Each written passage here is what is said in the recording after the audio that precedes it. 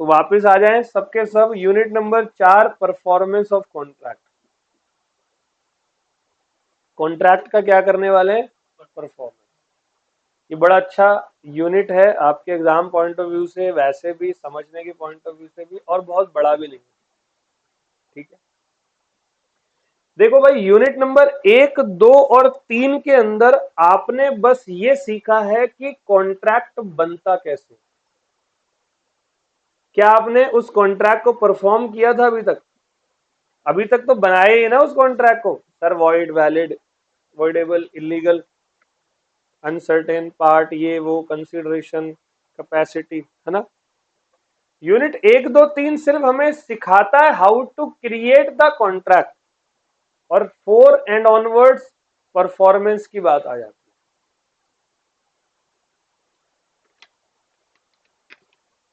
है। अब क्या होता है कि जैसे ही आपने कोई कॉन्ट्रैक्ट क्रिएट किया, मतलब एक ऑफर दिया, ऑफर के बाद एक्सेप्टेंस मिली, चेक किया, बिजनेस ऑफर था, बिजनेस एक्सेप्टेंस थी, मतलब बिजनेस एग्रीमेंट, और बिजनेस एग्रीमेंट क्या बन गया? कॉन्ट्रैक्ट बन गया, क्योंकि वो एनफोर्सेबल बाय। तुरंत उसी वक्त मेरे दोस्त दोनों पार्टीज की लीगल ऑब्लिगेशन बन जाती है अपनी अपनी परफॉर्मेंस देने की। बनती है या नहीं? सभी बताओ।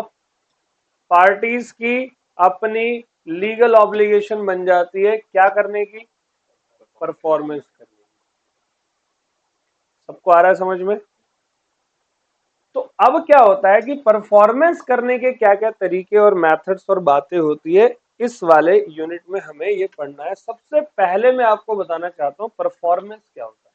ठीक है, तो देखो परफॉर्मेंस क्या, performance of what? Performance of contract. तो देखो व्हाट इज परफॉर्मेंस कह रहा है, एक कॉन्ट्रैक्ट क्रिएट्स व्हाट। ठीक है, performance of a contract means carrying out these, तो उस ऑब्लिगेशन को कैरी आउट करना। भाई आप और मैं, हम दोनों एक जगह पे हैं। अभी मेरा काम क्या है, मैं डेली डेली आपको क्लास दे रहा हूं, और आपका काम क्या है? क्लास लेना नहीं, आपका काम है फी देना। नहीं समझे? मेन ऑब्लिगेशन आपकी क्या है? फीस देना। हाँ, क्लास भी लो साथ में, बट फीस दो, क्योंकि हमने आपको एक बैच में पढ़ा रहे हैं। कभी कभी कुछ बच्चे छुट्टी कर देते हैं, तो पर बैच की फीस, एक दिन नहीं आया सर, 70 रुपए कम हो गए, ऐसा होता है। हमारे को पूरा सेशन है ना, सेशन की फीस, तो आपकी ऑब्लिगेशन वो है। तो हम दोनों वो काम कर रहे हैं नहीं कर रहे? कर रहे हैं ना, क्योंकि हम सभी ने कॉन्ट्रैक्ट क्रिएट किया। अब हम उस ऑब्लिगेशन को पूरा करने की जो जद्दोजहद है वो कर रहे हैं। तो ईच पार्टी मस्ट परफॉर्म और offer to perform the promise which he has made. Yes. तो होता क्या है कि कभी कभी इस तरीके से बात होती है कि जैसे कॉन्ट्रैक्ट जो है, ए ने और बी ने बनाया था आपस में कॉन्ट्रैक्ट, तो दोनों पार्टी परफॉर्म करेंगे। ए जो है वो गुड्स लेकर गया बी के पास, सही समय पर, सही प्लेस पर, सही प्राइस, सही क्वांटिटी के साथ, मतलब ए की कोई भी गलती, और बी ने वो लेने से, बोलो, क्या अब यहां पर ए के कुछ अधिकार नहीं बनते बी के खिलाफ? क्योंकि ए ने अपनी परफॉर्मेंस को ऑफर तो किया, इसको कहते हैं ऑफर फॉर परफॉर्म। कई बार एक्चुअली परफॉर्म कर देता है बंदा। आया कुछ समझ में? देखना, the parties to a contract must either perform और ऑफर टू, या तो परफॉर्म कर दो या परफॉर्मेंस करने का their respective promises, unless such performance is dispensed with or excused under the provision of this act or any of the। हाँ, ऐसा परफॉर्मेंस मत करना जो किसी लॉ में मना कर रखा है। आपने मुझसे एग्रीमेंट बनाया मर्डर करने का, सी का, मैं चला गया मर्डर करने, सी आया ही नहीं उस दिन वहां पे, मैं आपसे 10 लाख मांग रहा हूँ, ला भाई सी तो नहीं आया, तो आपने मुझे पैसे नहीं दिए, मैंने क्या करा, मैंने केस कर दिया। नहीं समझे? ये तो भाई इलीगल काम है। All well. तो दोस्तों परफॉर्मेंस कितने टाइप की होती है? परफॉर्मेंस होती है दो टाइप की। मैं वापस उस एग्जांपल पे आ रहा हूं। ए ने बी से वादा किया था, बी ने ए से वादा किया था, दोनों के बीच में क्या बन गया? ए बंदे ने सही समय पर बी को अपनी परफॉर्मेंस दी, बी ने लेने से, लेकिन ए ने अपनी परफॉर्मेंस को अटेम्प्ट तो किया। तो इसको हम कहते हैं अटेम्प्टेड परफॉर्मेंस। हेलो, एसी वाला आने वाला होगा। अच्छा ठीक है, देख लेना है। रिमोट लेके आए हैं? रिमोट, चलो देख लेना, फिर मैं क्लास अभी चल रही है मेरी। ओके, तो अटेम्प्टेड परफॉर्मेंस मतलब ए ने अपनी परफॉर्मेंस को क्या कर दिया? अटेम्प्ट कर। अब बी ने मना किया। All well. तो अब ए जो है बी के खिलाफ क्या लेगा? अगर ए का मन करता है तो, ए का लॉस हुआ तो वो एक्शन लेने की। All well. और कभी कभी क्या होता है, ए ने बी को अपनी परफॉर्मेंस दी, बी ने कहा ओके थैंक यू भाई। इसको बोलते हैं एक्चुअल परफॉर्मेंस। जो टीवी वाला रिमोट है ना, उसके अंदर डाले हुए हैं। बस टीवी का रिमोट देख। अच्छा मेरी रिकॉर्डिंग हो रही है अभी, ठीक है। ओके भाई, ठीक है, अब आ जाओ। तो टाइप्स ऑफ परफॉर्मेंस, परफॉर्मेंस हमारी दो टाइप की होती है। एक को मैं कहता हूं एक्चुअल, और एक को क्या कहता हूं? अटेम्प्टेड परफॉर्मेंस, जिसको हम टेंडर नाम भी देते हैं। एक्चुअल परफॉर्मेंस कहता है when promisor is ready to perform and gives performance which is accepted by the, it is called. हम लोग आपको अभी एक्चुअल परफॉर्मेंस दे रहे हैं। मैं दे रहा हूं परफॉर्मेंस, आप इसको एक्सेप्ट कर रहे हो। आप अपनी परफॉर्मेंस दे रहे हो और हम उसको एक्सेप्ट कर रहे हैं। This is. अब अटेम्प्टेड को टेंडर नाम से भी जाना जाता है। अटेम्प्टेड परफॉर्मेंस का दूसरा नाम क्या है? टेंडर। इट मींस मैंने आपको परफॉर्मेंस दी, लेकिन आपने उस परफॉर्मेंस को एक्सेप्ट करने से मना कर दिया। All well. लेकिन याद रखना, मैं जो परफॉर्मेंस दे रहा हूं वो कोई गड़बड़ वाली परफॉर्मेंस नहीं होनी चाहिए। मतलब अगर कॉन्ट्रैक्ट में लिखा है कि 25 जनवरी को सुबह 10 बजे 10 एयर कंडीशन कालका जी बी ब्लॉक घर नंबर 527 फर्स्ट फ्लोर पे आपको पहुंचाने हैं, सेम क्वालिटी के एयर कंडीशन को, मैं कालका जी बी ब्लॉक घर नंबर क्या था, 527 first floor, 10 air condition same company same quality same time और सेम डेट पर पहुंचाता हूं, तब सामने वाले ने मना करा, ये अटेम्प्टेड है। लेकिन मान लो मैंने, आपने मुझे 10 बोले, मैं एक एसी लेके पहुंच गया गेट पर अंकल नहीं है वो नहीं, बारिश बहुत तेज हो गई काल पक्का, तो मना ही करेगा। नहीं आया समझ? तो ये अटेम्प्टेड नहीं है। फिर वो मेरे पे केस करेगा, मैं नहीं करूंगा। अटेम्प्टेड मीन्स मैं आया हूं। ऑल वेल, सही है जी, कोई दिक्कत? तो अटेम्प्टेड और tender performance when the promiser offer to perform his obligation under the contract but is unable to do so because the promisee does not accept the performance, then it is called the tender is offered to। अच्छा actual मतलब actual, tender means offer to perform. जो ये जो ऊपर word है ना offer to perform, इसको क्या नाम देंगे हम?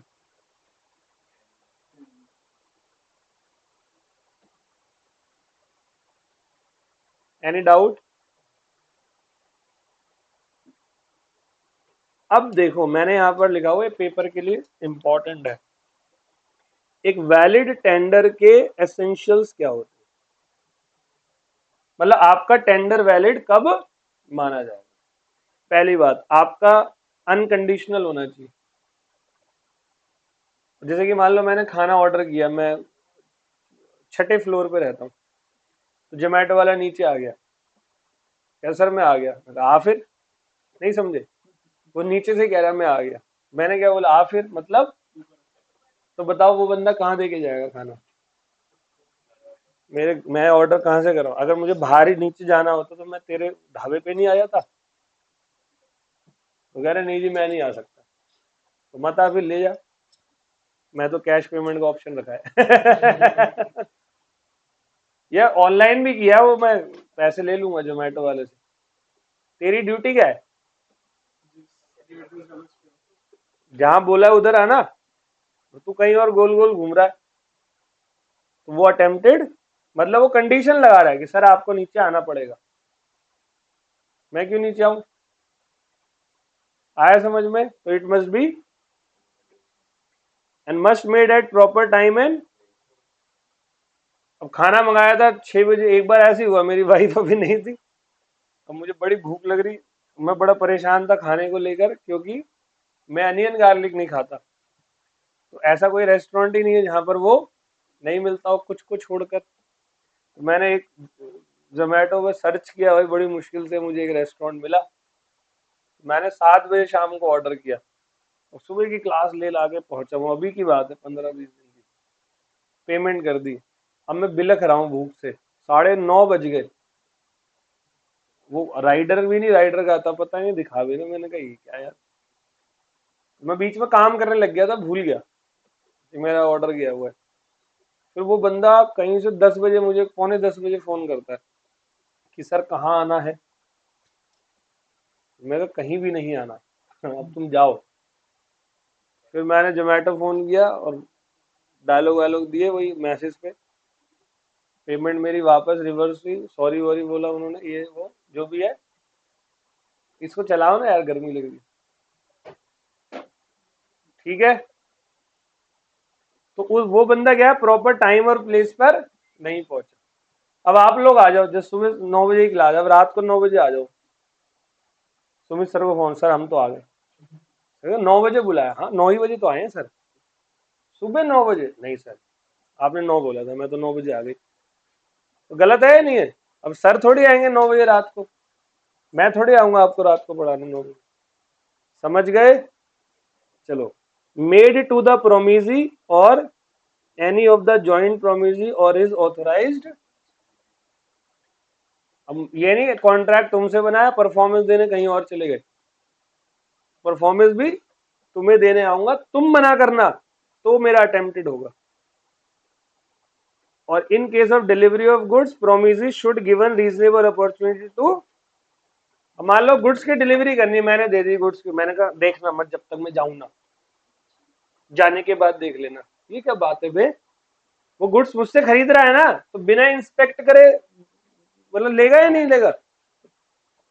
आप लोग भी पढ़ते हो, बिना डेमो के थोड़ी पढ़ते हो। या आपने सुना है नाम कहीं से बहुत? नहीं तो जो बच्चा नहीं जानता वो तो डेमो लेता है कि सर हमें 2-3 डेमो दो। हम खुद कहते ले लो भाई, यूट्यूब पे इतने वीडियो है, जो मर्जी देख ले। समझ गए? और made in such a manner and under such circumstances in which the promisee has a reasonable opportunity to ascertain that promisor is able and willing to do the whole of his. मतलब मैं गया performance देने तो तुम्हें पूरा मौका दिया कि तुम देख लो मेरी परफॉर्मेंस में कोई कमी। तुमने देखा परखा फिर मना किया, देखा परखा फिर मना किया। All well. तो फिर ये क्या हो जाएगी? गड़बड़ हो जाएगी। मेरे को 1 मिनट दे दो, अर्जेंट कॉल है।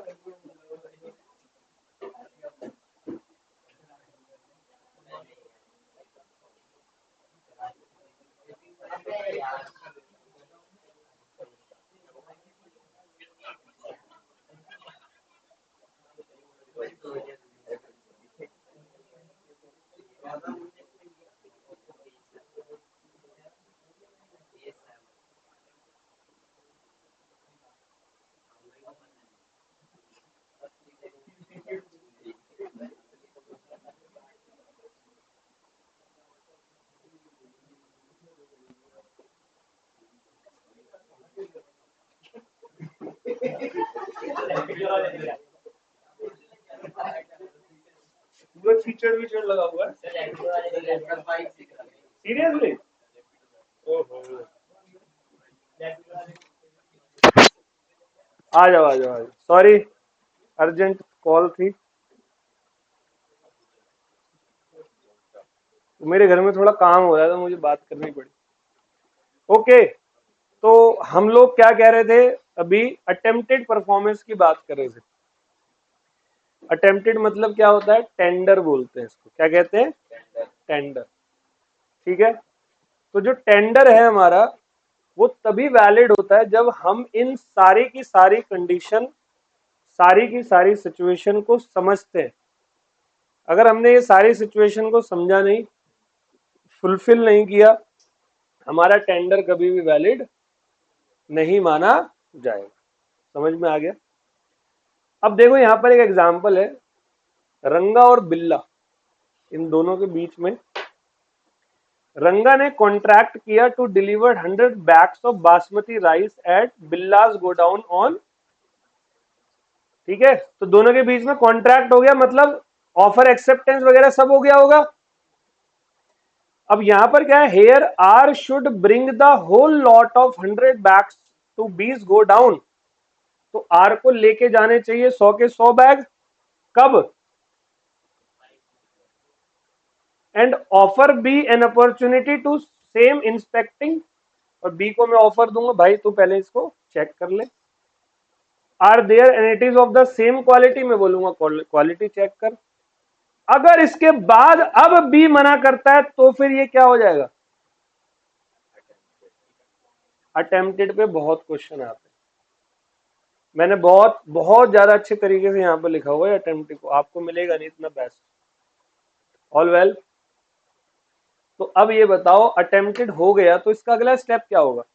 मतलब मैंने आपको ऑफर दिया, मतलब अपना परफॉर्मेंस, आपने मना कर दिया, मैंने वो सारी की सारी कंडीशन को फुलफिल किया, बिना कंडीशन के सही जगह सही प्लेस सेम क्वांटिटी, आपको अपॉर्चुनिटी दी गुड्स को चेक करने की, सारे काम किया, आपने मुझे मना कर दिया, आपने करा ब्रीच। क्या करा? तो यूनिट नंबर 5 इसी का है, ब्रीच ऑफ, जहां पर आपके अधिकार बताए जाएंगे। ऑल वेल, जहां पर आपके, ठीक है। तो effect of refusal to accept a properly made offer of performance और टेंडर। तो कहता है the promisor's obligation under the contract come to end. तो अब प्रोमिजर की ऑब्लिगेशन क्या हो जाएगी? खत्म हो जाएगी। मैंने तो कर दिया ना परफॉर्मेंस, मेरा 8 से 11 क्लास था, मैं 8 बजे आ गया, बाकी सारे बच्चे आ गए थे, आप नहीं आए, मेरी गलती है? नहीं समझे?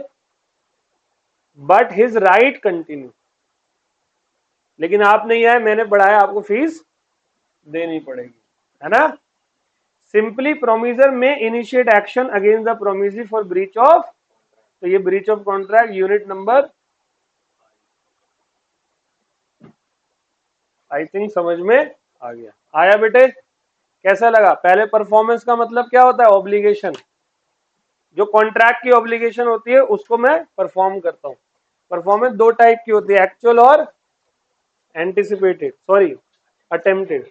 अटेम्प्टिव परफॉर्मेंस मतलब टेंडर। टेंडर वैलिड कब होगा?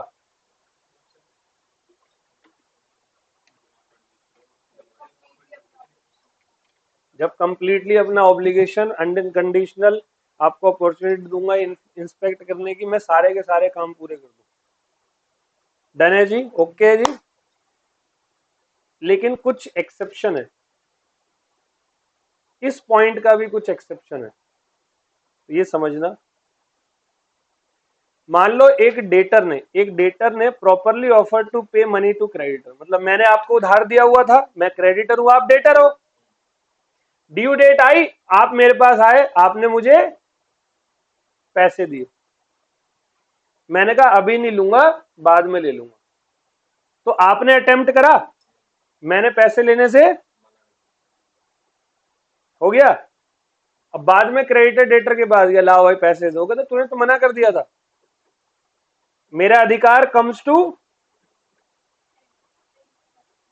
ओ मेरी ड्यूटी कम्स टू, अब मैं तुझे पैसे, ऐसा नहीं होता, नहीं समझे? ऐसे तो हर डेटर मौज ले जाएगा। तो अगर किसी डेटर ने क्रेडिटर को पैसा ऑफर किया, क्रेडिटर ने उस समय नहीं लिया, तो बाद में डेटर तब भी लायबल होगा। हाँ, बाद का वो इंटरेस्ट पे इंटरेस्ट नहीं देगा, तो भाई तूने ही तो मना किया था, मैं तो आया था तेरे पास। मान लो आज क्रेडिट कार्ड की लास्ट पेमेंट का दिन है, ठीक है, मैं पे कर रहा हूं ऑनलाइन, बट वो ऑनलाइन एक्सेप्ट नहीं कर रहा, कोई रीजन होगा, टेक्निकल हो, वैसे ही हो, या उनकी पॉलिसी बन गई है, वो ऑनलाइन नहीं लेंगे, जिसकी वजह से लास्ट डेट थी, मैं लेट हो गया, अगले दिन उन्होंने मेरे ऊपर 400 रुपए का इंटरेस्ट लगा दिया। मैंने कहा भाई मैंने तो ऑफर किया था पैसा, देखो मेरे पास प्रूफ है। तो फिर वो इंडियन कॉन्ट्रैक्ट एक्ट के इस पॉइंट के अकॉर्डिंगली मेरे से इंटरेस्ट चार्ज, लेकिन हाँ मैं ये नहीं बोलूंगा भाई पैसा नहीं दूंगा, ठीक है। तब आप नहीं कर। अगर पहले बता दिया है तो आप ऑनलाइन कर रहे हो तो फिर हमारी गलती। तो ये तो हमने यूनिट 1 में ही कर लिया ना, जो एक्सेप्टेंस देनी है वो ऑफर को प्रेसिडेंट नहीं कर सकती, मतलब जो ऑफर में लिखा है वही एक्सेप्टेंस है। Exception: if a debtor has properly offered to pay money and creditor refuses to accept the payment, the debtor's liability to pay shall not come to end. However, he will get one relief starting from the date of rejection of the tender. He will not be liable to pay interest on due amount from the date of. I hope आप सभी को समझ में आया होगा। बेटे आया? सबको आ गया जी? चलो, अब अगला टॉपिक है मेरा इफेक्ट। पहले एक बार रिवाइज करा दूं। परफॉर्मेंस क्या होता है समझ में आ गया? जो मेरी लीगल ऑब्लिगेशन है उसको कैरिंग आउट करना परफॉर्मेंस है। टेंडर क्या हो गया? और sorry, types of performance actual और अटेम्प्टेड। अटेम्प्टेड के एसेंशियल क्या है, ये पेपर के लिए बहुत जरूरी है, इसको पूरा अच्छे से कर लेना। चौथा मेरा क्या है, अगर रिफ्यूज करेगा तो फिर क्या कर सकते हैं, तो रिफ्यूज करने पे जिसने ऑफर टू परफॉर्म किया उसकी सारी की सारी ऑब्लिगेशन खत्म हो जाएगी, उसका राइट होगा, वो केस कर सकता है। लेकिन एक्सेप्शन है, डेटर क्रेडिटर में ऐसा नहीं होता। All well? बताओ जी बताओ। अब है effect of refusal of party to perform promise wholly. तो देखो क्या है, अगर डिफॉल्ट किया प्रोमिजी ने और डिफॉल्ट किया है प्रोमिजर ने। प्रोमिजी ने अगर डिफॉल्ट किया तो promisor is not responsible for and promisor does not lose his right under the. और अगर प्रोमिजर ने डिफॉल्ट किया है तो प्रोमिजी में put an end to the contract, promisee is entitled to. समझ गए? ये हमने ऊपर सारी कहानी पढ़ी है, सिंपल। मैं गया और आपने मना किया तो मुझे क्या मिलेगा? डैमेज। और आप मुझे परफॉर्मेंस के लिए बाद में नहीं बोल सकते। तो प्रोमिजर की तरफ से डिफॉल्ट का एक एग्जांपल देखो मैंने लिखा हुआ है आपकी बुक में से। मिस्टर एक्स एक सिंगर है, सिंगल नहीं है तुम्हारी तरह, सिंगर है, ठीक है। सर मुंह पे ही मारते हो। X a singer enters into a contract with Y, ठीक है। वाई जो था मैनेजर था of a theatre to sing at his theatre 2 nights in every week during the next 2 months, and Y engaged to pay her ₹1,000 for each night performance. उसने कहा कि हफ्ते में 2 दिन अगले 2 महीने के लिए मैं आपके यहाँ पर गाना गाऊंगी। आर्टिस्ट है, उसने कहा ठीक है मैं हर नाइट के ₹1,000 आपको गाना गाने के दूंगा। यहाँ तक okay. On the 6th night, 6वीं नाइट पे, यानी कि तीसरा एंड, तीसरे हफ्ते का end, X wilfully absent. Wilfully मतलब देखो विलफुली क्यों लिखा है, मान लो आज की तरह बारिश आ जाती तो, बीमार हो जाती तो, भूकंप आ जाता तो, वो बात नहीं। Wilfully absent herself from the theater and Y is at liberty to put an end to the। तो Y पे लिबर्टी है कि वो कॉन्ट्रैक्ट को क्या कर दे। All well? समझ में आ गया? कोई दिक्कत है जी? यहां से आपका ये चैप्टर मजबूत तरीके से शुरू होता है। हो गया? हो गया? क्या प्रॉब्लम है?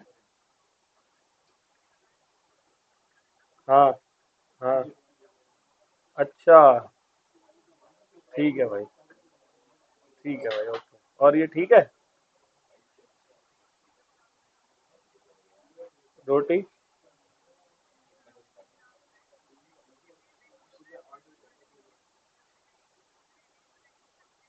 हाँ हाँ,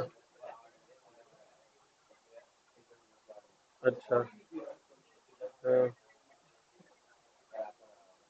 हाँ हाँ हाँ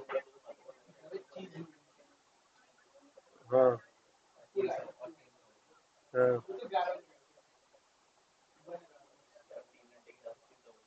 चल ठीक है, आराम से। जैसे फ्री हो जाए पहला काम खा लियो, ठीक है। चलो। आ जाओ बेटे, 6 मेथड है और modes of discharge of contract. किसी भी कॉन्ट्रैक्ट को डिस्चार्ज करने के 6 मेथड्स है, ठीक है। अब देखो क्या होता है, मैं इस मेथड को बताने से पहले, जैसे कि कोई भी दो बंदे हैं ए और बी, इन्होंने आपस में क्या बनाया, ठीक है। तो ये कॉन्ट्रैक्ट मेरा डिस्चार्ज कब होगा, डिस्चार्ज मतलब खत्म कब होगा। टॉपिक का नाम क्या है, डिस्चार्ज। मेरे द्वारा बनाया गया ये कॉन्ट्रैक्ट जो है वो डिस्चार्ज यानी कि खत्म कैसे होगा, ठीक है। तो नंबर 1, बहुत सिंपल। आप सभी ने हमसे कॉन्ट्रैक्ट बनाया है, आपका एग्जाम कब है, सितंबर में। सितंबर से पहले हम लोग आपका सिलेबस करवा दें और आप लोग हमें पेमेंट दे दें, मतलब हम अपनी परफॉर्मेंस कर लें और आप लोग, इससे अच्छा डिस्चार्ज कहीं होता है। रिलेशनशिप मेंटेन रहती है, भरोसा कायम रहता है। भविष्य में दोबारा आओगे तुम मत आना, किसी और को भेजना, नहीं समझे। फाउंडेशन में, ठीक है। समझे क्या कहना चाह रहा हूं, पास होना है। और पास होने के बाद भविष्य में किसी और को रेफर करोगे, भाई वहां जाओ, वहां पर वो लोग मेहनत करवाते,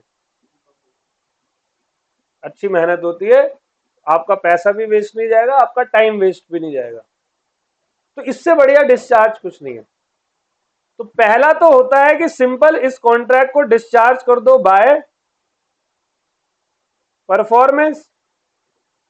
परफॉर्म कर दो, लड़ाई झगड़ा ही नहीं है, कोई टेंशन नहीं, ना कोर्ट जाना ना कहीं जाना है जी, कोई दिक्कत। एक तो ये मेथड है। अब दूसरा मेथड डिस्चार्ज करने का क्या होता है, जैसे कभी कभी दो दोस्तों ने मिलकर आपस में कोई एग्रीमेंट बनाया, ए और बी ने। किसने बनाया, ए ने और बी ने मिलकर कोई एग्रीमेंट बनाया। दोनों दोस्त थे, डिलीवरी डेट थी या जो भी परफॉर्मेंस डेट थी उससे पहले 4 दिन 5 दिन पहले दोस्त आया, वो कहता देख भाई माफ कर दे, मैं परफॉर्म, सॉरी भाई। दूसरे भाई ठीक है जा, डिस्चार्ज बाय हेलो मोछो, यस, ये हो जाता है कभी कभी। Discharge by mutual agreement, discharge हो गया बाय म्यूचुअल, आया कुछ समझ।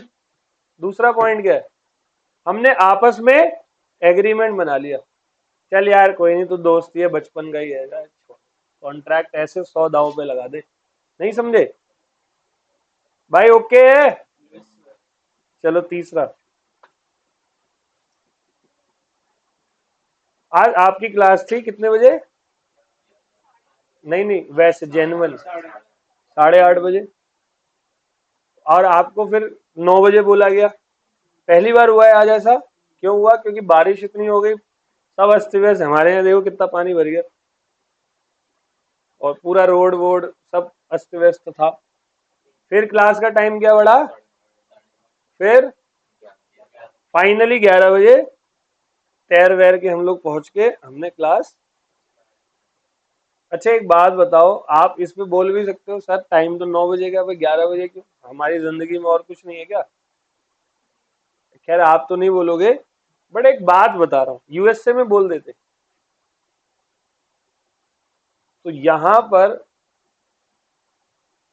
हमने कोई जानबूझ के नहीं आया, ऐसा कुछ है, सुपरवेनिंग इम्पॉसिबिलिटीज की वजह से हमारा कॉन्ट्रैक्ट क्या हो गया।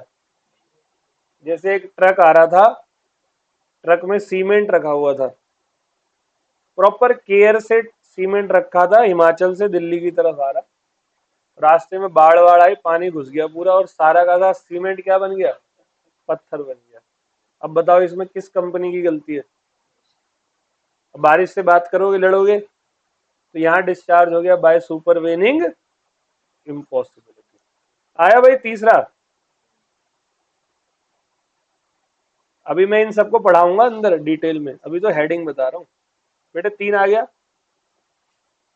अब नंबर 4। नंबर 4 बहुत अच्छा है, छोटा सा है। आप सभी ने मूवी देखी है थिएटर में जाके? कौन सी देखी थी?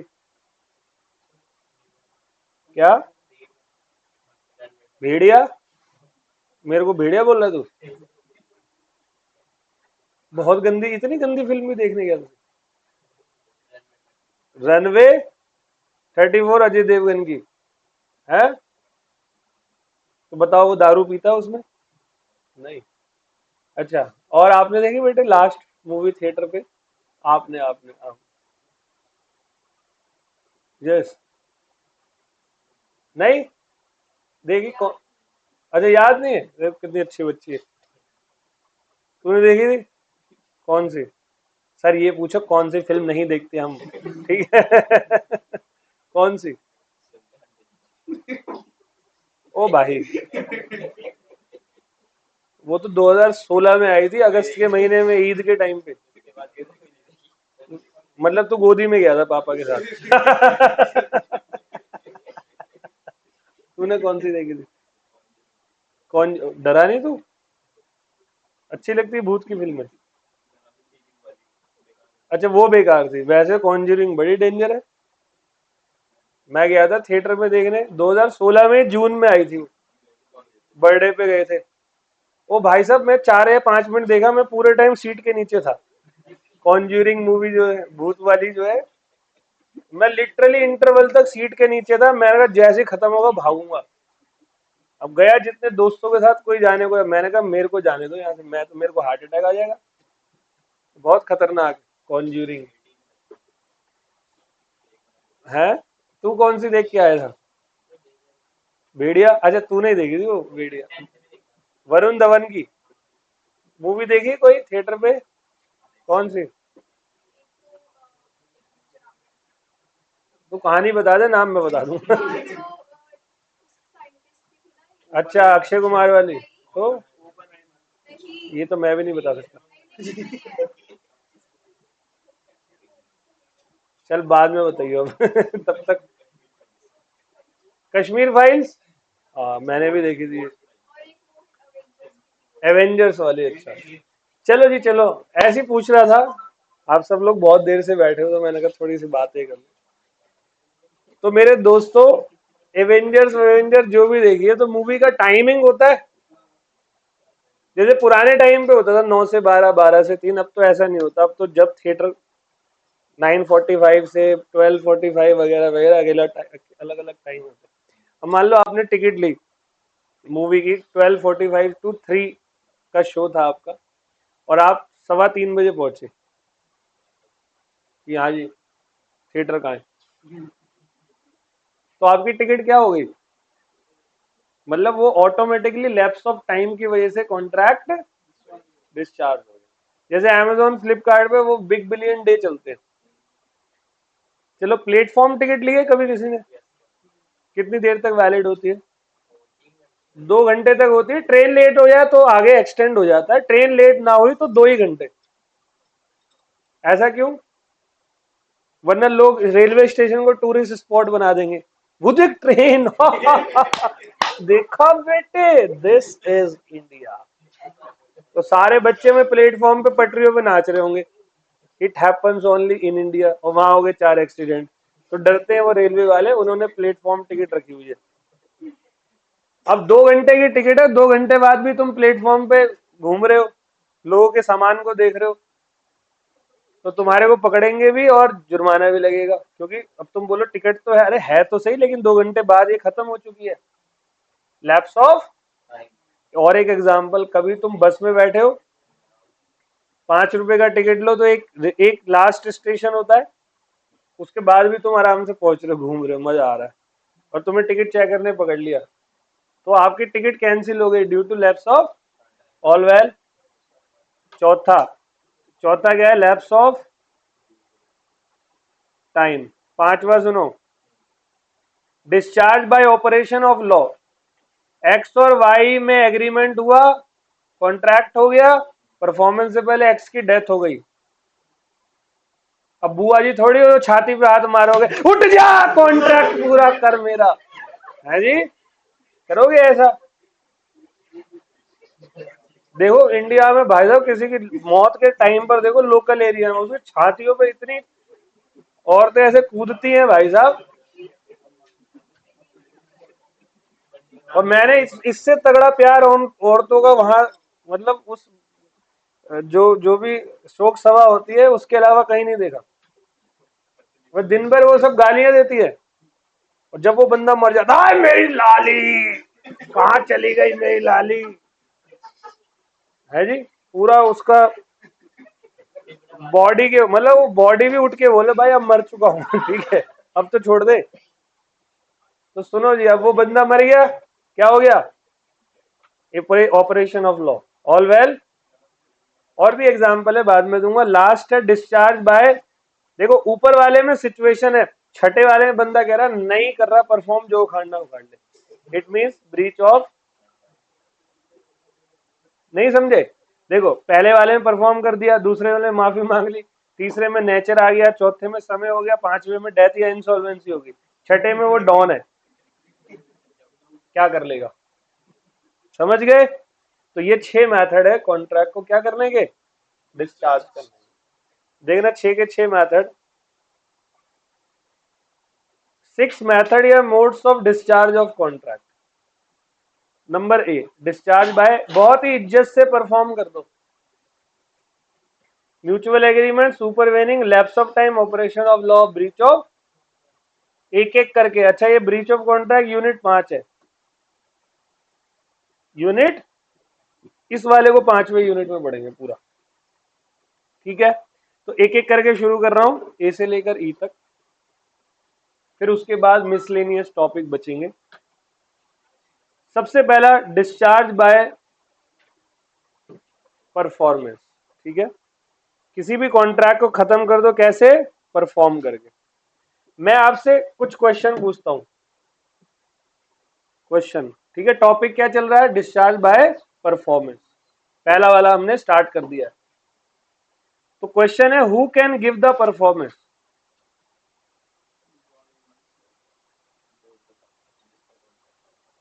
भाई जिन्होंने कॉन्ट्रैक्ट बनाया, तो सबसे पहला प्रोमीजर हिमसेल्फ। अच्छा दोनों ही पार्टी प्रोमीजर होते हैं और दोनों ही, ये बताया हुआ है ना मैंने। तो जब परफॉर्मेंस देने की बारी आती है तो प्रोमीजर,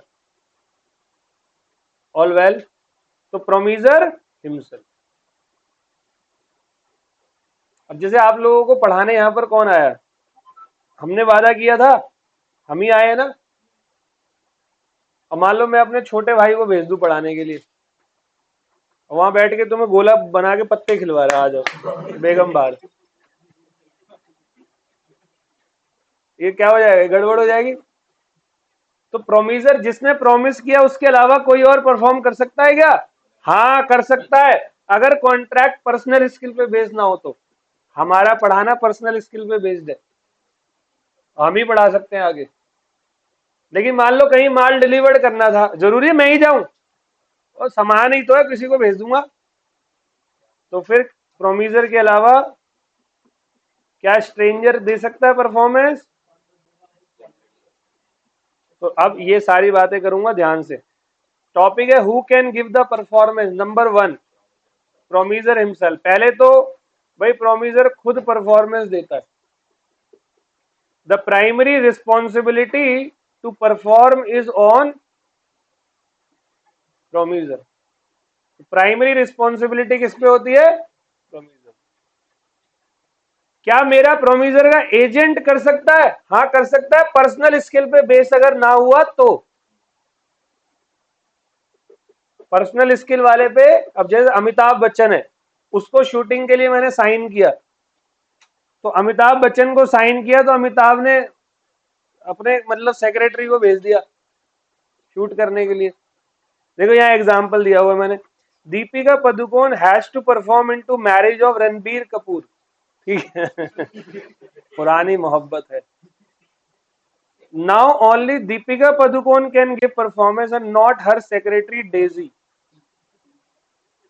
डेजी को मत भेजना, दीपिका को बुलाया ना तो कौन जाएगा? तो यहां पर ये एजेंसी वाला पॉइंट है, वो नहीं होता कवर। ऑल वेल, अगर नॉर्मल बात होती ना, कोई सामान वामान डिलीवर करने की, तो डेजी चली जाती।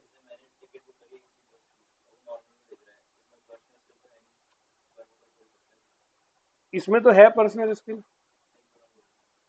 हाँ, तेरे वाले में नहीं है, कोई दिक्कत नहीं, लेकिन टिकट तूने किसके नाम पे ली थी वही जाएगा ना। और नाम पे तूने प्रकाश के लिए तूने भेज दिया तूने किसी और को, उसने जाके बम फोड़ दिया। है जी, टिकट तो तूने अपने नाम पे लिए ना। एक बार एक्सप्लेन कर, थोड़ा आवाज ऊपर कर और फिर क्वेश्चन पूछ।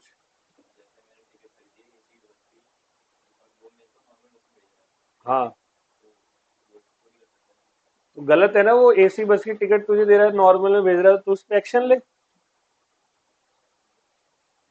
नहीं, गलत बता, खुद सोच के बताओ। मैंने राजधानी एक्सप्रेस की ट्रेन ली, टिकट ली, ट्रेन तो नहीं ली, और वो मुझे जनरल बोगी में भेज रहा है, तो क्या करूं? चले जाऊं, कुछ ना बोलूं? ये ब्रीच ऑफ कॉन्ट्रैक्ट नहीं, नहीं किसी और ट्रेन में भेज रहा है, ब्रीच ऑफ कॉन्ट्रैक्ट है या नहीं है? तो मैं करूंगा उस पर केस। तो उसने मेरे साथ ब्रीच किया, वो छठा पॉइंट है। ये जो लास्ट है ना ऊपर वाला, सिक्स, ये वाला है ब्रीच करना। जैसे मैं तुम्हें एसी की टिकट देके नॉर्मल बस में भेज रहा हूं, तो फ्रॉड नहीं है? बेटा समझो ना, फ्रॉड हो गया तुम्हारे साथ, तो वॉइडेबल हो गया, तुम एग्रीव्ड वो डिफेंडेंट, तुम कोर्ट में जाओ, उससे पहले टिकट के पैसे लो और फिर डैमेज लो। इतना पसीना बह गया, कभी नहीं बहा, पैसा दे भाई, समझ गए? बेटे तू ठीक है पीछे, तू ठीक है? हाँ। चलो, तो दो पॉइंट हो गए। Who can give the performance, promisor himself और बाय एजेंट, दो हो गया। अब तीसरा है, क्या कोई ये बड़ा अच्छा है, सुनना बेटे, बोलूंगा हंसूंगा मैं ही, तुम लोग नहीं बोलोगे क्लास में, चुप हो जाओ। क्या लीगल रिप्रेजेंटेटिव परफॉर्म कर सकता है? लीगल रिप्रेजेंटेटिव मतलब, भाई एक्स था, उसने वाई से कॉन्ट्रैक्ट बनाया, एक्स की डेथ हो गई, तो फिर वाई को आप परफॉर्मेंस एक्स दे एक्स का लीगल रिप्रेजेंटेटिव दे सकता है क्या? पहली बात, पर्सनल स्किल पे बेस होगा तो। किसी बॉलीवुड के एक्टर ने परफॉर्म प्रॉमिस किया कि मैं आपकी फिल्म की शूटिंग करूंगा, बेटा चुप हो जाओ, मैं बहुत देर से देख रहा हूं। बॉलीवुड के एक्टर ने वादा किया किसी प्रोड्यूसर से कि मैं सितंबर महीने से आपकी फिल्म की शूटिंग स्टार्ट करूंगा।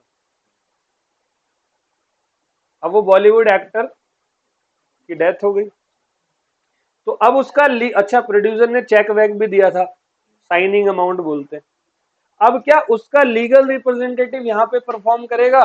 नहीं जी, वो फिल्म तो पर्सनल स्किल पे बेस्ड थी, तो यहाँ एप्लीकेबल नहीं होगा। लेकिन मान लो एक्स ने वाई से 1 करोड़ रुपए लिए उधार, एक्स की डेथ हो जाती, तो डेथ होने के बाद वाई के पास उस 1 करोड़, एक्स के बेटे के पास, जेड के पास उस 1 करोड़ में से 80 लाख रुपए पहुंचा। एक्स की डेथ हो गई तो सारी प्रॉपर्टी किस पे चली गई? बेटे पे, बस बेटे पे पहुंचा 80 लाख रुपए, तो फिर ये 80 लाख के लिए लाइबल होगा वो, क्योंकि वो पैसा किसका था? जेड का, सॉरी वाई का। दोबारा बोल रहा हूं, दोबारा सुनो, ये थोड़ा सा, एक्स ने वाई से लोन लिया 1 CR का, पेमेंट की ड्यू डेट थी कुछ, ड्यू डेट से पहले एक्स की क्या हो गई? तो डेथ होने के बाद एक्स का कोई क्या बना होगा? Legal representative. मान लो जेड बना, इसको मिले 60 लाख, तो अब वो आउटसाइडर के लिए कितने रुपए के लिए लाइबल होगा? 60 लाख तक के लिए। नहीं नहीं, माइनर वाइनर, माइनर तो लाइबल नहीं होते, नॉर्मल बोल रहा हूँ, माइनर क्यों होगा? ठीक है, डन बेटे। तो लीगल रिप्रेजेंटेटिव ऑफ सक्सेसर कह रहा है, if promisor dies and contract is other than personal skill. देखो दोनों बातें बोल दी मैंने। पहली बात, कॉन्ट्रैक्ट पर्सनल स्किल पे बेस नहीं है। देन लीगल हियर और successor of deceased promisor will be liable for monetary, लेकिन उतनी ही प्रॉपर्टी जितनी उसको हेरिडेटरी। वो पता चला मिले 60 लाख, कर्जा 1.5 करोड़ का था, खुद के भी चले गए 90 लाख रुपए। ऐसा लीगल रिप्रेजेंटेटिव नहीं बनना चाहता मैं किसी का। आ गया समझ में?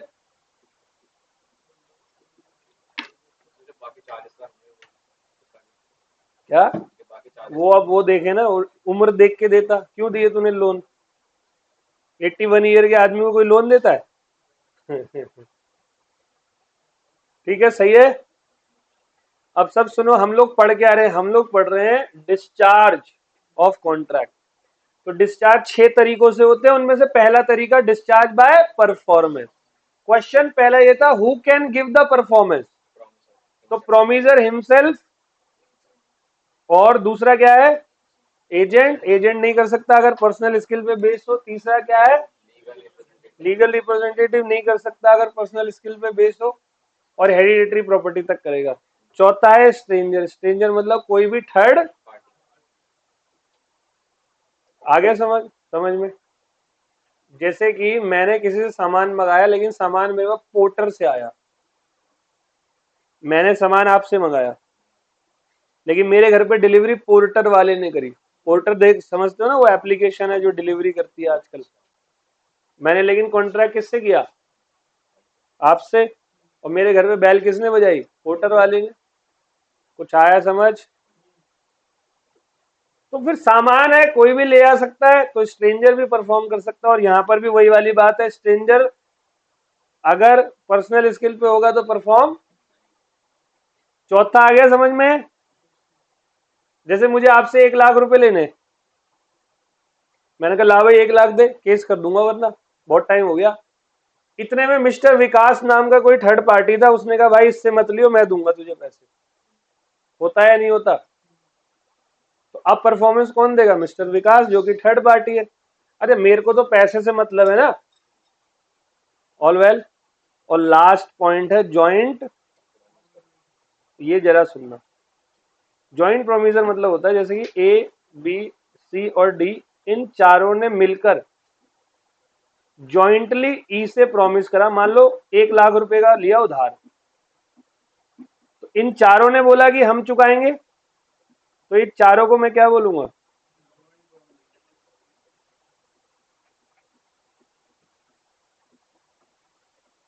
तो फिर ड्यू डेट पर पैसे देने के लिए चारों लाइबल होंगे या नहीं? तो इसको बोलते हैं, ये लाइबल होते हैं जॉइंटली।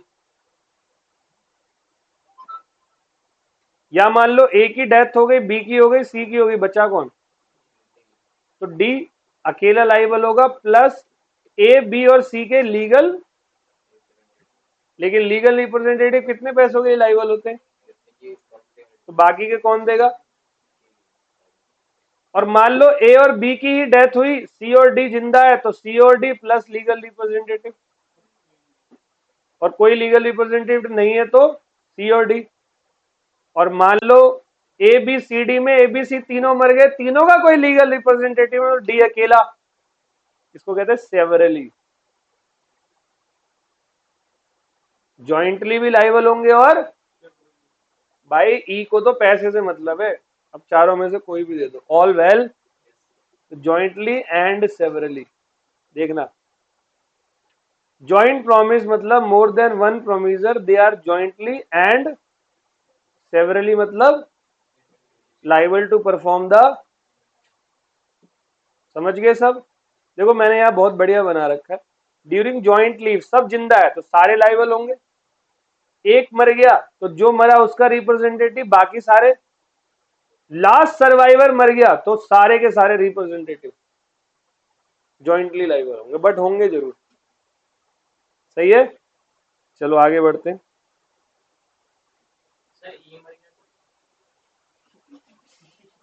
हैं? तो उसका लीगल रिप्रेजेंट लेने नहीं आएगा? छोड़ देगा? पूरा देना पड़ेगा। तो क्यों क्यों करा ज्वाइंट कॉन्ट्रैक्ट? अकेले ले लेते ना पैसे। वहां की दोस्ती दिखा रहे थे फिर चारों के साथ जाके। कॉन्ट्रैक्ट करते वक्त तो चारों थे ना, तो देते वक्त भी चारों होंगे। चार नहीं है तो तीन देंगे, तीन नहीं है दो देंगे, दो नहीं है एक देंगे, चारों नहीं है लीगल रिप्रेजेंटेटिव देगा। लेकिन लीगल रिप्रेजेंटेटिव उतना ही देता है जितना उसको मिलता है, वो अपनी जेब से नहीं देता।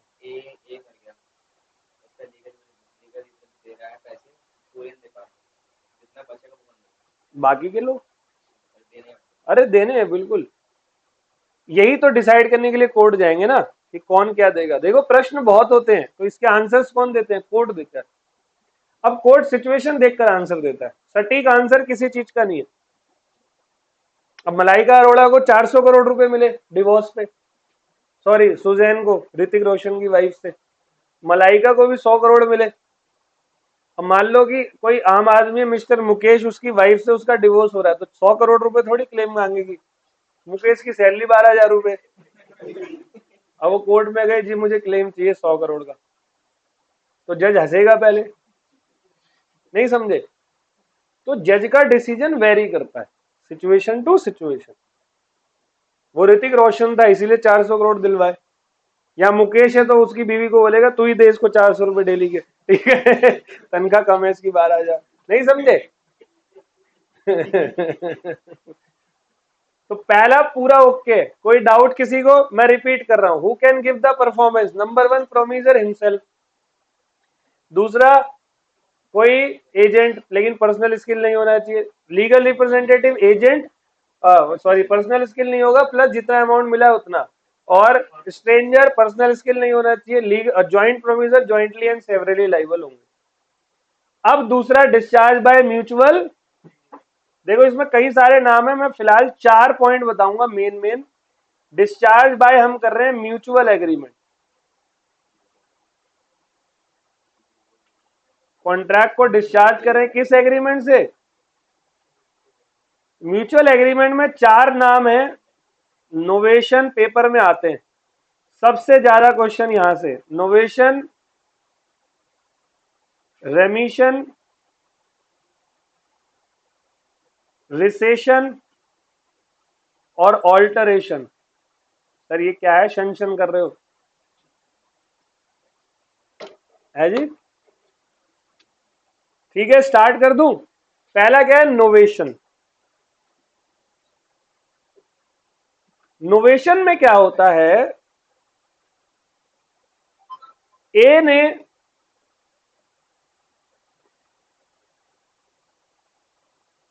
और बी ने, मान लो कोई आपस में क्या बनाया, कॉन्ट्रैक्ट बनाया, और परफॉर्मेंस के वक्त इनका ये जो कॉन्ट्रैक्ट है वो हो जाता है सब्स्टिट्यूट, मतलब उसकी जगह कुछ और। हो सकता है पार्टी दोनों सेम रहे, हो सकता है पार्टी,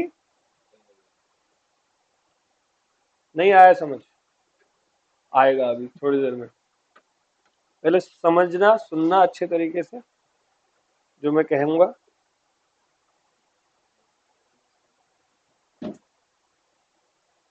एक बार की बात है, नया नया, मतलब नई एज थी, 2012 की बात है, जनवरी मंथ की। ठीक है, नया नया पैसे कमाने चालू किए थे। तो मेरे कई सारे दोस्त हैं और बहुत सारे दोस्तों का ग्रुप है जो फरीदाबाद में रहता है। फरीदाबाद जानते ही हो आप, दिल्ली एनसीआर। बहुत सारे दोस्त हैं मेरे और अच्छे दोस्त हैं, फरीदाबाद में रहते हैं। तो वही दोस्तों का एक ग्रुप था। उन दोस्तों में से एक बंदे पे गाड़ी थी स्कॉर्पियो, जो कि हम सभी की वजह से वो बिक चुकी है। ठीक है हमने पूरे भारत का टूर उसी गाड़ी में किया है। मुझे नंबर भी याद है उसका, 9411, क्रीम कलर की स्कॉर्पियो गाड़ी। तो हम लोग मिले ऐसे ही कुछ 2 जनवरी को मिले थे फरीदाबाद में एक जगह पे, खाने और पीने। ठीक है, सारे दोस्त मिले, दो दो पैग सबने लगाए, और पैग लगाने के बाद, बहुत साल पुरानी बात है, 12-13 साल पहले, तो उन्होंने कहा कि यार एक काम है, घूमने चलते हैं। ठीक है, ना कहाँ चलते हैं? कहीं घूमने चलते हैं। और घूम तो यार अभी से ही रहा हूँ, क्या पिला दिया? ठीक है, कह रहे ये वाला नहीं साले, कहीं घूमने चलते हैं। हमने कहा ठीक है चलते हैं फिर। तो बात हुई तो नया नया बंदा जो जब दिल्ली से बाहर जाता है तो वो सबसे ज्यादा जाता है मनाली और शिमला। जो नया नया घुमाऊ बंदा होता है उसका पहला ट्रिप यही होता है ज्यादातर, शिमला मनाली। हमने कहा मनाली चलते हैं। कह रहा अभी ठंड में, मैंने कहा और मजा आएगा। ठीक है, तो हम लोगों ने क्या करा, डन कर दिया, बात हो गई। और बात होने के बाद नेक्स्ट डे, अब मैंने कहा वहां पर क्या करता हूँ, एक होटल बुक कर लेता हूँ। हम जब जाएंगे तो हम 6 लोग जा रहे थे, ठीक है। स्कॉर्पियो में 6 लोग आराम से कंफर्टेबल आते। तो मैंने क्या करा, मैंने एक होटल बुक किया। मुझे अभी तक उसका नाम याद था, बस अभी जस्ट एग्जाम्पल देते वक्त ही भूल गया। याद है मुझे, मैं बीच में याद आ जाएगा। उसमें हम कई बार रुके हैं होटल में। तो वो होटल हमने बुक किया। तो उस समय ना ऐसा ये जस्ट डायल और फोन पे वाला वो सिस्टम नहीं होता था, गूगल ये सब नहीं था जहां में फोटोज भेजते थे। व्हाट्सएप भी उस समय इंट्रोड्यूस हुआ नहीं था। व्हाट्सएप तो शायद 12 के एंड तक, 13 में आया ना, 13 में आया था। तो मैंने ऐसे ही उन लोगों से बात करी। उन्होंने कहा कि ठीक है, आपको सर होटल ओके डन है। हमने कहा कि हम इस तारीख को आ रहे, परसों निकलेंगे यहाँ से शाम को, और उसके नेक्स्ट डे सुबह सुबह आपके पास 5-6 बजे तक पहुंच जाएंगे। ठीक है, ओके। अब हम क्या गए, दिल्ली से निकले। अब घूमते घूमते बड़ा मजा आता है, ऐसे दोस्तों के साथ जाओ ना आप कभी, टेंशन नहीं होती जब ज्यादा, और जेब में थोड़े से पैसे होने जरूरी है, नहीं तो फिर हर जगह ही बुरी लगती है। तो हम जैसे तैसे रात यहाँ से शाम को निकले 6 बजे। और प्लान था अगले दिन, अगले सुबह सुबह 4 बजे 5 बजे तक पहुंच जाएंगे। इतना ही दूर है, ज्यादा नहीं है। बट हम अगली दोपहर को पहुंचे 12-1 बजे। घूमते घामते खाते पीते जा रहे थे, जहां मर्जी रोक ली गाड़ी, लड़ रहे हैं एक दूसरे से, हैं, गुस्सा कर रहे हैं, प्यार कर रहे हैं, घूम रहे हैं, इधर जा रहे हैं, पराठे खाने रुक गए। मतलब बढ़िया था, सब लगा के जा रहे थे। तो कभी गाड़ी 120 की स्पीड में चल रही, कभी 12 की स्पीड में।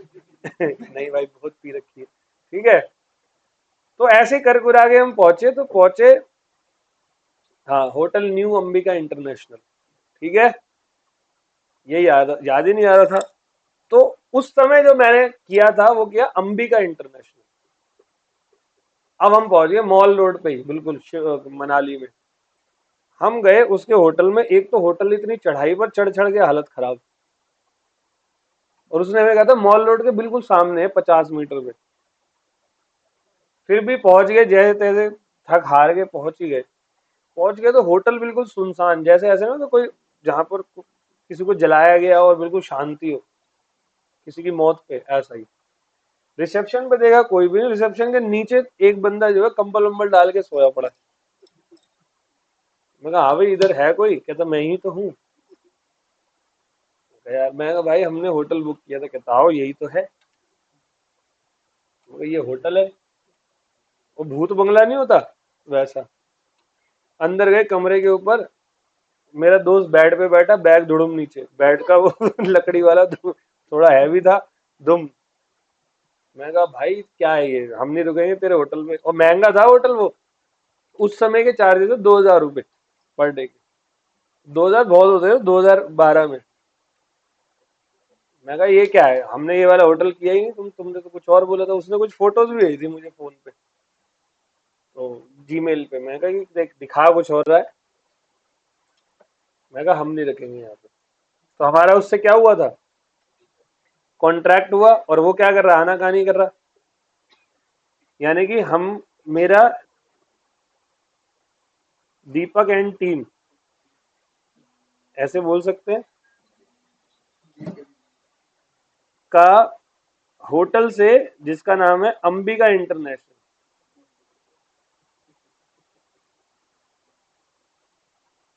इससे कॉन्ट्रैक्ट हुआ था। और ये फिर गलत रूम दे रहा। अब हम उससे थोड़ा सा भिड़ गए। ठीक है, हम भी 6 थे, ऊपर से लगा रखी थी। ठीक है। वो अकेला था, उसको फूंक मारते उड़ जाता। तो वो जो है, उसने कहा ठीक है भाई साहब। वो फिर हमें बिल्कुल थोड़ा सा पास में ही मेन माल रोड पे उसने हमें भेजा एक 3 स्टार होटल में, होटल न्यू अंबिका इंटरनेशनल।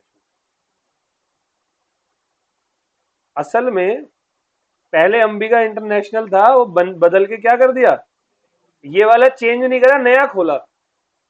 उन्होंने कहा जिसको मूर्ख बनाएंगे वो यहां रहेगा और जो समझदार होगा वो। तो उस बंदे ने हमें इस होटल के रूम की बजाय दूसरा होटल का अच्छा रूम दिया।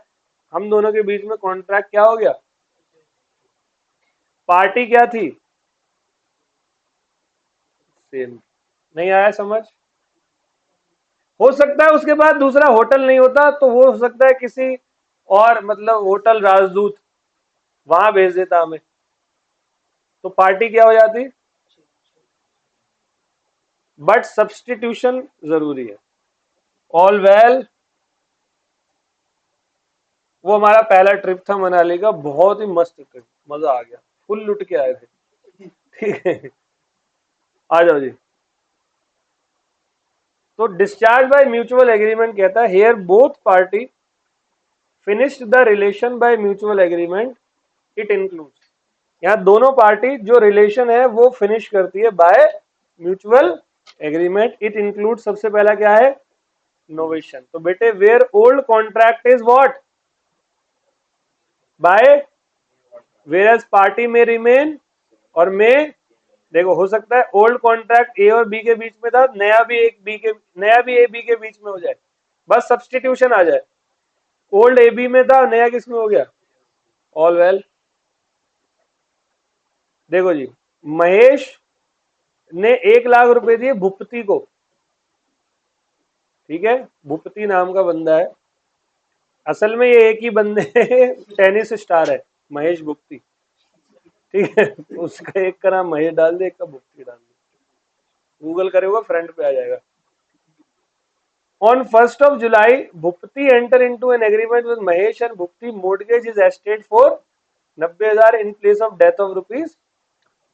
देख क्या हुआ, महेश ने भुप्ती को 1 लाख रुपए दिए, एग्रीमेंट बना दिया, ओके। ड्यू डेट थी कब की, अभी नहीं पता, मान लो 2 महीने बाद की ड्यू डेट है। 3 दिन बाद महेश को पता लगा ये बंदा गलत है, वो चला गया उसके घर, भाई तू तो गलत आदमी है, गलती हो गई मेरे से, मेरे पैसे वापस दे। भुप्ती कह रहा है एक काम कर, तेरे को ऐसा लग रहा है ना मैं तेरे को पैसे नहीं दूंगा, ये ले मेरी प्रॉपर्टी गिरवी रख ले। तो कॉन्ट्रैक्ट क्या हो गया, सब्सटीट्यूट हुआ या नहीं हुआ, पहले बिना गिरवी, अब गिरवी, पार्टी सेम। हाँ भाई, ओके।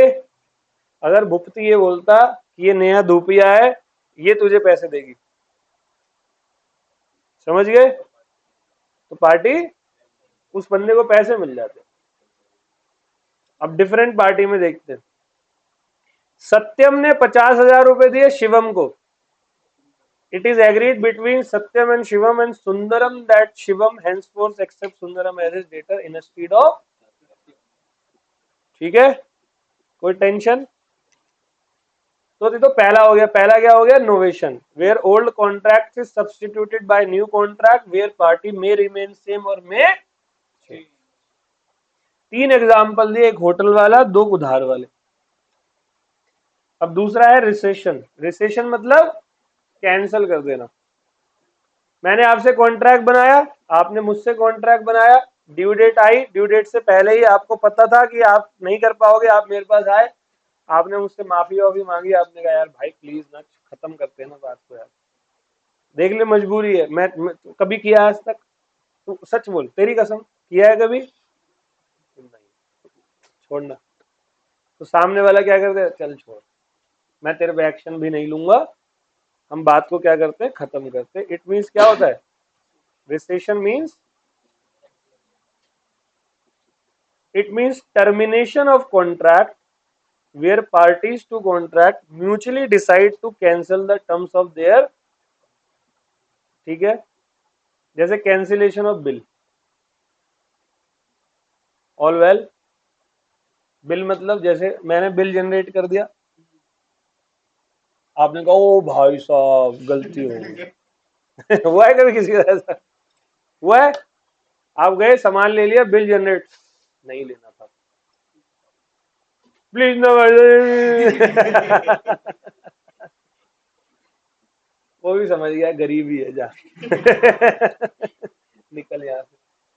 तो उसने भी बोला छोड़ अब क्या तेरे पे, आगे कैंसिल हो गया रिसेशन। ठीक है, तो ज्यादा तेज मत हंस, वो गिर जाएगा नीचे। चलो आगे बढ़ते, हार्ट अटैक आ जाएगा। ठीक है,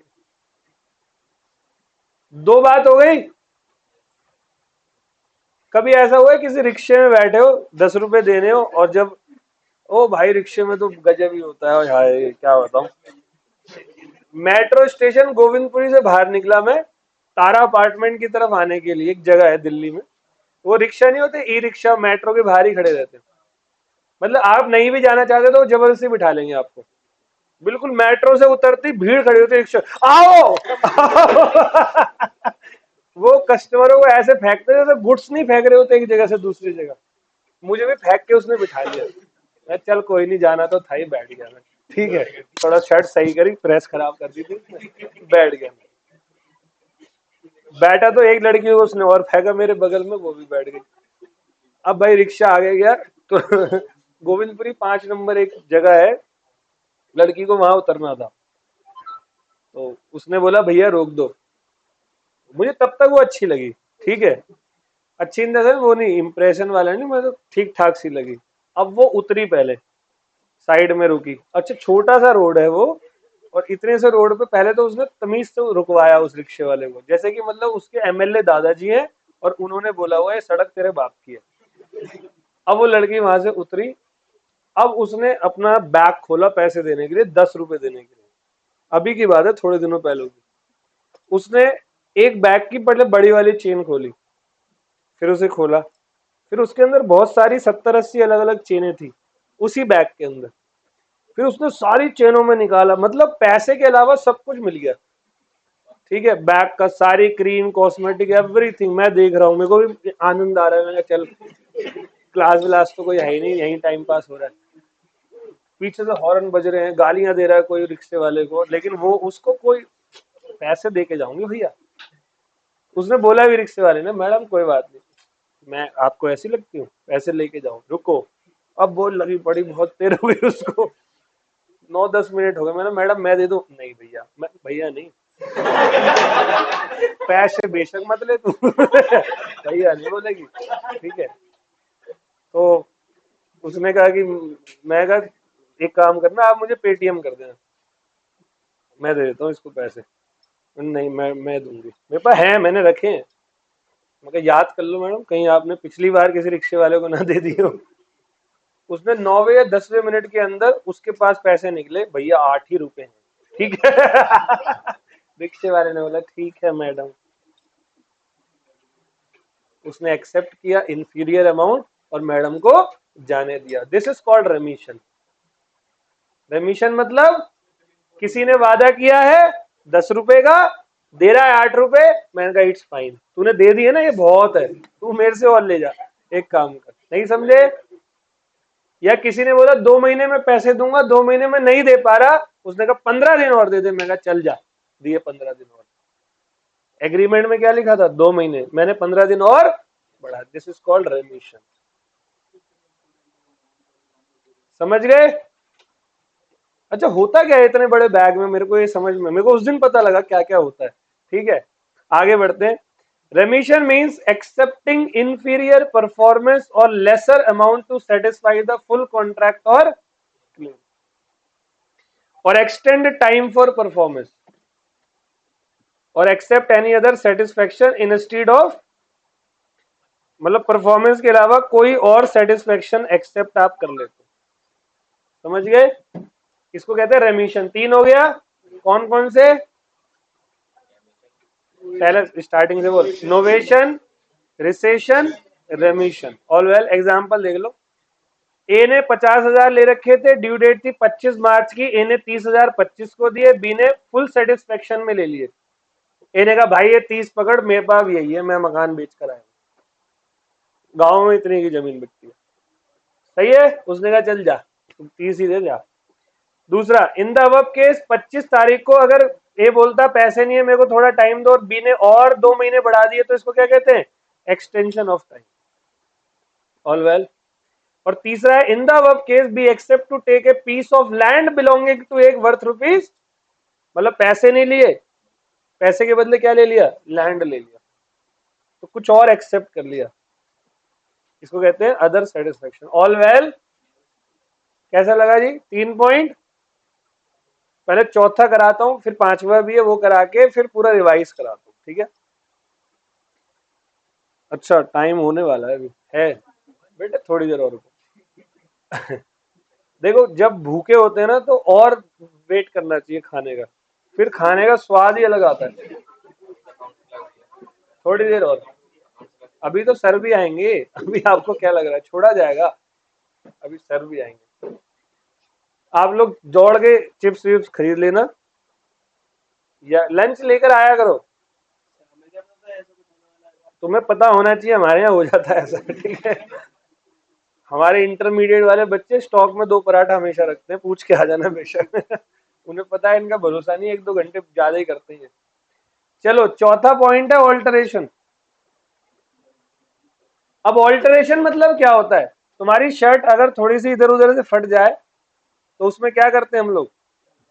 ऑल्टर करते हैं। ऑल्टर मतलब कुछ बदलाव। देखो जी, पार्टी सेम रहती है, बस कॉन्ट्रैक्ट की टर्म्स एंड कंडीशन चेंज हो जाती है। पार्टी, अच्छा, नोवेशन में क्या हुआ था? पार्टी भी, और वहां सब्सटीट्यूट होता है। ऑल्टरेशन में कॉन्ट्रैक्ट की टर्म्स एंड कंडीशन चेंज हो जाती है बस, बाकी कॉन्ट्रैक्ट में पार्टी सेम रहती है। एग्जांपल देता हूं, मान लो एक बैंक है, देना बैंक, नाम सुना है? क्यों? अच्छा बैंक है ना देना बैंक। तो अब वो मर्ज हो गया बैंक ऑफ बड़ौदा में। तो देना बैंक ने आपको लोन दिया 12% रेट ऑफ इंटरेस्ट पे, पीछे से रेपो रेट कम हो गया तो बैंक ने लोन क्या कर दिया? रेट कम कर दिया। होता है ना ऐसा, बैंक ने रेट कम कर दिया। या मान लो रेपो रेट बढ़ा दिया तो बैंक ने ही बढ़ा दिया। पार्टी क्या है? सेम है, चेंज क्या हो गया? Terms and. ऑल वेल, ठीक है? तो देखो, alteration, change in terms and condition of old contract but no change in party. Example है, देना बैंक ने मिस्टर गप्पू को gives loan of ₹1 lakh at 10%। Mister Gappu after 6 month rate of interest 10 से 8 हो गया। गप्पू खुश, वाह, 2% कम हो गए। 4 हो गया। पांचवा सबसे बेस्ट है, वेवर। वेवर मतलब जा सजना तुझे भुला दिया। सॉन्ग सुना है तुमने ये वाला? सुनना अभी यूट्यूब पे, या कभी ब्रेकअप हो तो पहला सॉन्ग यही आएगा सजेशन में। ठीक है? वेवर मतलब छोड़ देना। देखो, रिसेशन में तो कैंसिल कर रहे हैं बोल के, वेवर में कुछ कर ही नहीं रहे, तो जाना है, हो गया, शकल मत दिखाइयो, निकल। नहीं समझे? देखो, when A party waves, waves is right मतलब उसका अधिकार है बट उसने अपने अधिकार को छोड़ दिया। Waves is right under a contract, other party is release from his. Example, A promises to paint a picture for B. B afterwards forbids him to do so. A is no longer bound to perform his। A promise करता है B के लिए picture बनाने का, और B ही उसे picture बनाने में क्या कर रहा है? रुकावट कर रहा है। तो A क्या करेगा? अभी फोन करना ही छोड़ देगा, मतलब वेव। आप बार बार पूछ रहे हो सर क्लास कितने बजे? मैं बताएंगे। क्लास कितने बजे? बताएंगे। तुम समझ गए, ऐसी है ये। तुमने भी कहीं और ज्वाइनिंग कर ली, मुझे छोड़ दिया। ऑल वेल, जो कहते हैं वेवर, ठीक है? सुपर वेनिंग 2 मिनट बाद, पहले रिवीजन। मैंने स्टार्ट कराया परफॉर्मेंस का चैप्टर। परफॉर्मेंस क्या होता है? हमारी कॉन्ट्रेक्चुअल ऑब्लिगेशन को क्या करना, जो हमारी ऑब्लिगेशन है उसको डिस्चार्ज मतलब परफॉर्म करना। अब परफॉर्मेंस मतलब या तो आप ऑफर कर रहे हो अपनी परफॉर्मेंस, जैसे हम अभी ऑफर कर रहे हैं, या फिर हमने ऑफर किया बट आपने एक्सेप्ट करने से मना कर दिया। All well, offer for sale किया बट आपने नहीं लिया। तो परफॉर्मेंस दो टाइप की होती है, एक एक्चुअल और एक अटेम्प्टेड, जिसको आप क्या नाम देते हो? टेंडर। एक्चुअल परफॉर्मेंस वो परफॉर्मेंस होती है जिसमें मैंने आपको परफॉर्मेंस दी, आपने प्रॉपरली उसको एक्सेप्ट किया, कोई टेंशन वाली बात। और अटेम्प्टेड परफॉर्मेंस ऐसी परफॉर्मेंस होती है जिसमें मैंने आपको ऑफर किया बट आपने लेने से मना कर दिया, शर्त ये थी मैंने कोई गलती नहीं करी थी। सही है? फिर अब क्या होगा, मैं आपके ऊपर ब्रीच ऑफ कॉन्ट्रैक्ट का केस करूंगा। ठीक है?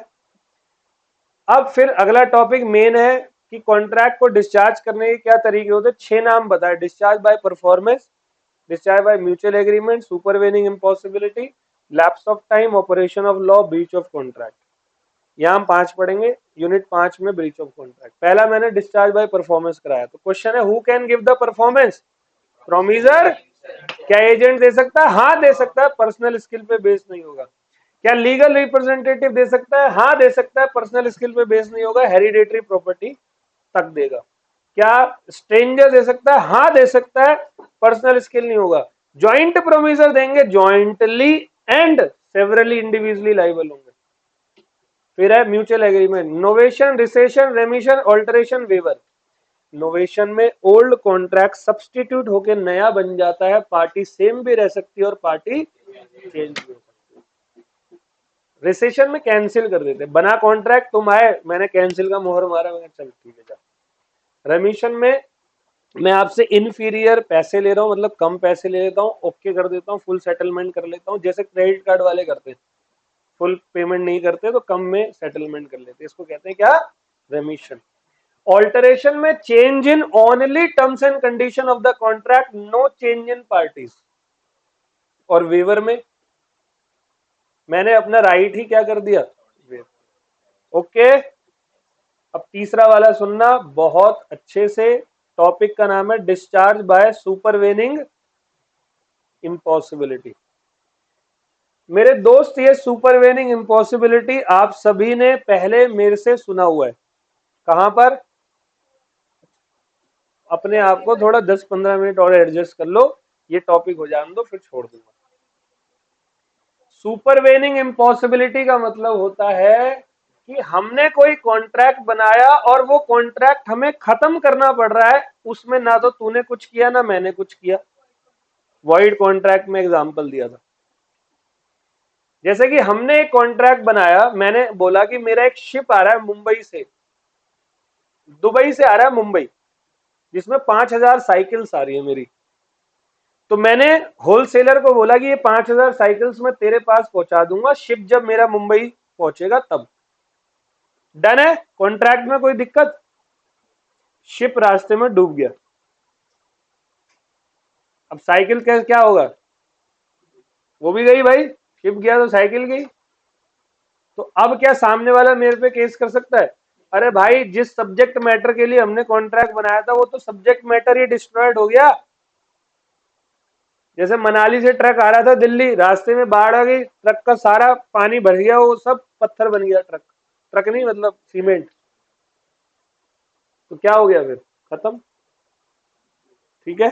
तो देखो, सुपरवेनिंग इम्पॉसिबिलिटी कह रहा है it means subsequent impossibility which is beyond the control of promisor. ऐसी इम्पॉसिबिलिटी जो प्रोमीजर के कंट्रोल से क्या है? बियॉन्ड। तो in following cases there is supervening impossibility. Number 1, damage और डिस्ट्रक्शन ऑफ सब्जेक्ट मैटर। मेरा सब्जेक्ट मैटर क्या हो गया? डैमेज हो गया या डिस्ट्रक्ट हो गया। सही है? Example, as a seller has agreed to supply 1,000 bags of cement to be a buyer. All the bags were destroyed by heavy rainfall even after taking proper care. पूरी केयर करने के बाद भी ये जो बैग है सारे के सारे क्या हो गए? खराब। Here the contract is discharged by supervening। कुछ कर सकते थे? आज बारिश हुई, यहाँ पानी भरा, कुछ किसी ने कोई कर पाया? हमारे हाथ में ही नहीं है सर। दूसरा सर, डिक्लेरेशन ऑफ वॉर हो गई। चाइनीज बंदे से मैंने एग्रीमेंट बनाया। चाइना ने मुझे बोला कि 10 लाख खिलौने में आपको दूंगा। मैंने कहा पेमेंट आपके पास डिलीवरी में पहुंच जाएगी। डन। इतने में मोदी साहब रात को आ गए आज 8 बजे, भाइयों और बहनों, आज रात 12 बजे से हम गोलीबारी करेंगे चाइना पे, समझ गए? तो आज 12 बजे से वॉर। उसकी सारी चीजें 12 बजे शुरू होती है ना, इसलिए वॉर भी 12 बजे। तो अब मैं ना तो चाइनीज से टॉय लूंगा ना उसको पेमेंट दूंगा, क्योंकि हमारे बीच में क्या हो गया। अच्छा, वॉर हम आपके ऊपर है, वो तो गवर्नमेंट तो गायब, आपस में भिड़ गए, अब हम क्या करें? हम तो फंस गए ना। जैसे रशिया और यूक्रेन है, तो पूतना की वजह से हो रहा सब कुछ, सॉरी पुतिन की वजह से। समझ गए? है। अरे वहां से रॉकेट आ रहे हैं हमारे यहाँ पे, तुम पेमेंट की बात कर रहे हो। गया सब, कुछ नहीं बचा। वॉर एक ऐसी चीज है जो आदमी, इंसानों का, जानवरों तक का, उनका जीवन खराब कर देती है। उनके जीवन भर की कमाई एक वॉर शून्य कर देती है। रशिया और यूक्रेन देख लो आप। यूक्रेन में हम, हमारे टेम्पल में एक बहुत ही सीनियर डिवोटी हैं, उनकी मदर अब तो नहीं है इस दुनिया में। जब वॉर स्टार्ट हुआ था तो वहां से उनको जो है क्या बोलते हैं इसको, रेस्क्यू करके लाए थे। और वो यूक्रेनियन थी, डिवोटी भी यूक्रेनियन है। उस डिवोटी को, उनको 17-18 लैंग्वेज आती है, बहुत फेमस है। वो बता रहे थे, वो बता रहे थे हमारा जो एरिया है वो रशिया यूक्रेन के बॉर्डर पे था, वो एरिया ही फिनिश, कुछ बचा ही नहीं है वहाँ। तो जो जीवन भर का आपने कमाया, सबसे ज्यादा बंदा पैसा कहाँ लगा? अपने घरों पे, प्रॉपर्टी पे, बैंक बैलेंस। तो जो कंट्री वॉर में, वहां की तो इकोनॉमी क्या हो जाती है, खासकर उसकी जो बहुत, जो वो है मतलब, जो वीकर कंट्री है, जैसे यूक्रेन वीकर है रशिया से। रशिया तो वो है दानव, रशिया को फर्क थोड़ी पड़ रहा होगा कुछ अभी, बट यूक्रेनियन को बहुत फर्क पड़ रहा है। वॉर के टाइम पे बोला है दैट कि हट जाओ, अब आपके सारे बनाए हुए कॉन्ट्रैक्ट क्या हो चुके हैं, वॉइड हो चुके। ऑल वेल, कोई डाउट? ठीक है। तो A in America contract with B at Iraq. 2002-3 में अमेरिका इराक, अमेरिका गया था इराक। मुझे याद है मेरे पापा टीवी देखते थे, टीवी में आज तक चलाते थे, दीपक चौरसिया होता था उस टाइम पे न्यूज एंकर, जिसको आजकल जॉब नहीं मिल रही है कहीं। और वो इराक में गया हुआ था, और वहां वो दिखाते थे, वो एंकरिंग कर रहा है, पीछे से वो बमबारी हो रही है।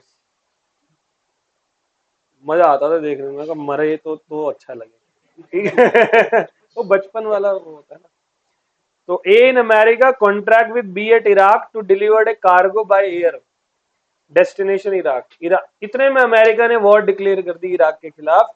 कॉन्ट्रैक्ट बिकम्स, और कौन, कोई एग्रीमेंट जो बेस्ड अपॉन नेचुरल इवेंट है। मैं आपको एक बढ़िया एग्जांपल देता हूँ। मान लो हम कश्मीर घूमने जा रहे हैं, तो कश्मीर के ट्रैवल एजेंसी ने हमें बोला कि 20 जनवरी, हमने कहा 20 जनवरी को आएंगे, हमें स्नो देखना है। तो उसने कहा कि 1 जन से स्नो स्टार्ट हो जाता है, आप लोग आ जाना, मैं आपको स्नो दिखाऊंगा। सारी बुकिंग हो गई, 20 तारीख को वहां गए, स्नो का आसमान देख रहे हो, कुछ आ ही नहीं रहा। कहाँ है स्नो? वो भी कह रहे हम भी यही सोच रहे हैं, कहाँ है स्नो? है ना, ग्लोबल वार्मिंग है, देख रहे हो। जहां बर्फ पड़ती है वहां बर्फ ही नहीं पड़ रही, और जहां पानी बरसता है वहां बर्फ पड़ रही है। सर्दी में गर्मी का एहसास हो रहा है ना? ये तो कोई डायलॉग है किसी एड का ना। पूरा सिस्टम गड़बड़ाया हुआ है ना। तो नेचुरल इवेंट हुआ, अब बताओ क्या ट्रैवल एजेंसी को मारे? तो उन्हें कहा था स्नो दिखाने, और सर हर साल 1 तारीख को आ जाती है स्नो, नहीं आई इस बार, मैं क्या करूं? आया समझ में?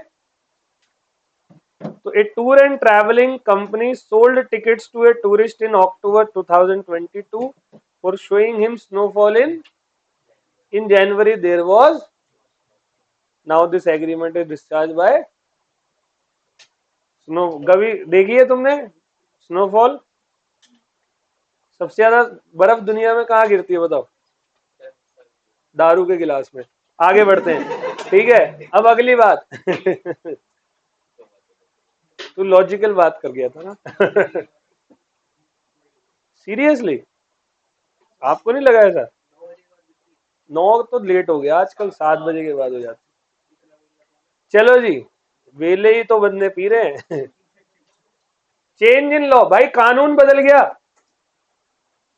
चलो अब शराब की बात हुई तो इसी पे एग्जांपल दे देता हूँ। 2015-16 में बिहार में शराब अलाउड थी, 15-16 या 17 के आसपास की बात होगी। तो वहां पर सरकार आई नीतीश कुमार की, तो नीतीश कुमार ने बोला कि कल से दारू बंद, मतलब कल से बिहार में दारू नहीं बिकेगी।